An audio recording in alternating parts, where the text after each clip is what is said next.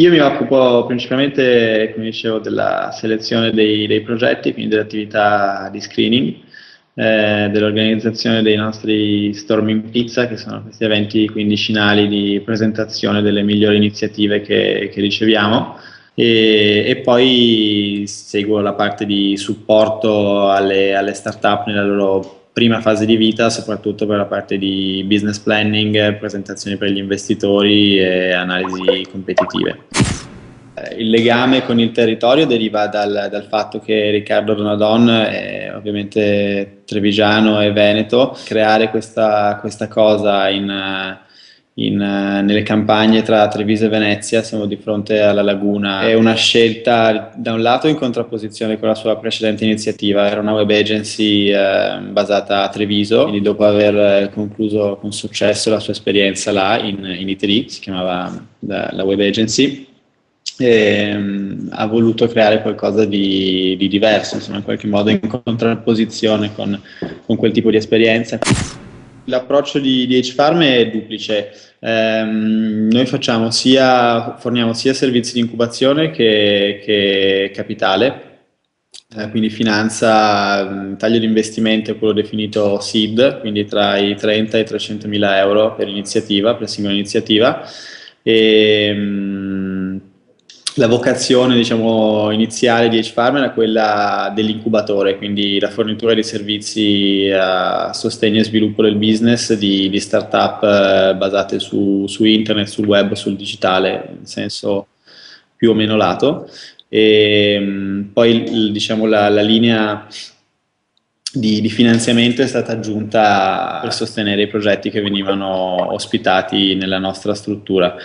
I servizi di incubazione che offriamo vanno da quelli un po' più logistici, diciamo, sono lo spazio di lavoro, l'amministrazione centralizzata, la parte di utilities, quindi connettività, telefoni e via discorrendo, un help desk per la parte, diciamo, sistemistica, le risorse umane, e poi c'è la parte di servizi diciamo, a maggior valore aggiunto, che sono quelli che rientrano sotto l'etichetta di mentoring, che sono erogati attraverso il lavoro principalmente dei partner di H-Farm.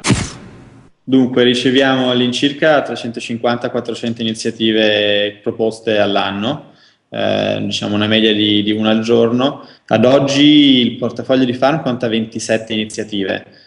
4 sono già state cedute, il portafoglio attivo, diciamo che ha bisogno di che effettivamente nella sua fase di crescita conta una quindicina di start-up, 4 delle quali sono partite proprio adesso, pochi mesi fa, ad aprile, con l'ultimo seed program che abbiamo lanciato.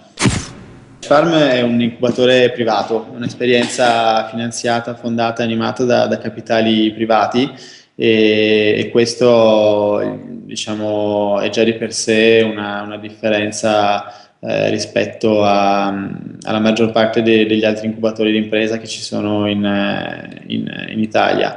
È un modello ibrido e quindi noi forniamo, oltre che servizi, anche finanza. L'elemento di differenziazione che probabilmente è diciamo, funzione del primo, del fatto che sia un'iniziativa privata.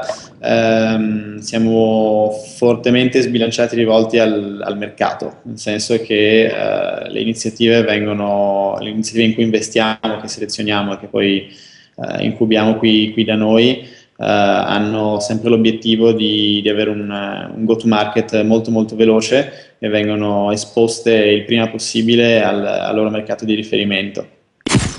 Ormai già da un po' di tempo che si parla tanto di startup, questo è positivo, ci sono tante iniziative, tanti eventi, tante manifestazioni.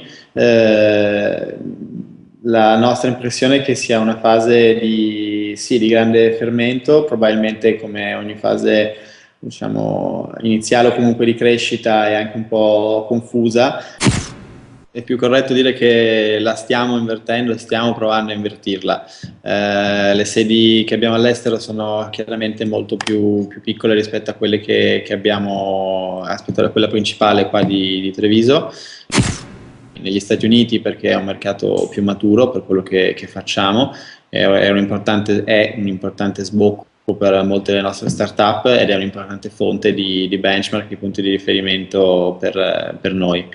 Londra è più che altro una base per il business development, è un appoggio sulla una delle principali piazze finanziarie italiane, e l'India al contrario è un'importante fonte di idee per noi, potrebbe essere un'importante fonte di idee per noi, un importante canale per il deal flow. Non siamo ancora presenti là con una struttura di screening e con una struttura di incubazione ancora abbastanza verde. Potrebbe essere un'opportunità per alcune delle nostre startup italiane o statunitensi che volessero espandersi là.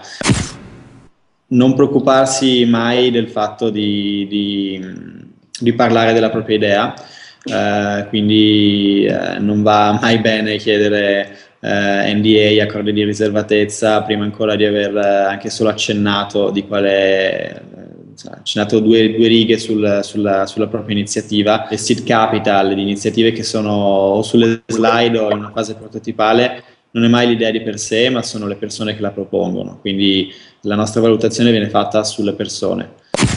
Lavorare molto attentamente sulla concettualizzazione e sul confezionamento di una presentazione che sia efficace. Non vanno bene le 2 o 3 paginette di Word, non vanno bene delle mail di 40 righe che descrivono l'iniziativa. Noi abbiamo bisogno di uno snapshot, di un flash sul progetto, deve toccare almeno in maniera superficiale, per quanto possibile, a seconda delle capacità e competenze delle persone che propone il progetto, tutti gli aspetti che compongono non tanto un'idea, ma un progetto imprenditoriale. Quindi bisogna considerare non soltanto quello che uno ha pensato, ma bisogna presentarlo come se lo si presentasse al proprio utente, cliente. È molto molto difficile che un investitore sia convinto da un progetto che è presentato da una singola persona.